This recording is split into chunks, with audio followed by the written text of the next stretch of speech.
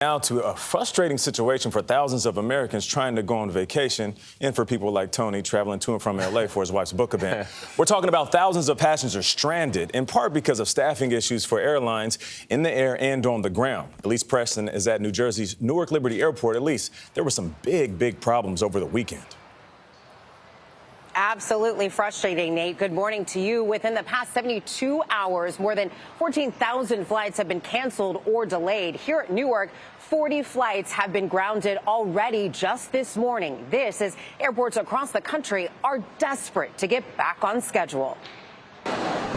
Understaffed airports and airlines are being slammed, and it's taking a toll on travelers. At this point, I don't have any high hopes. We're talking 10 hours. More than 900 flights were canceled on Sunday alone. Delta getting hit the hardest with more than 200 cancellations. Delta apologized, saying in a statement a variety of factors continue to impact our operations, including challenges with air traffic control, weather, and unscheduled absences. Canceling a flight is always our last resort. Since the start of June, U.S. airports have seen an average of 2.2 million flyers every day. They didn't tell them why it was canceled, but they canceled everybody's flight. The industry has been struggling, receiving tens of billions in federal aid since the start of the pandemic.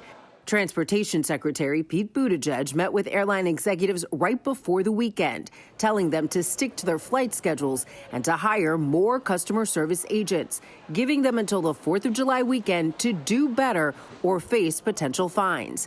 CBS News senior travel advisor Peter Greenberg. You can hire as many customer service agents as you want to say, I'm sorry, but if you don't fix the root problems, the apologies will continue. You got to be able to find pilots. There's a shortage. You have to be able to find people who work under the wing, ground handlers, baggage loaders.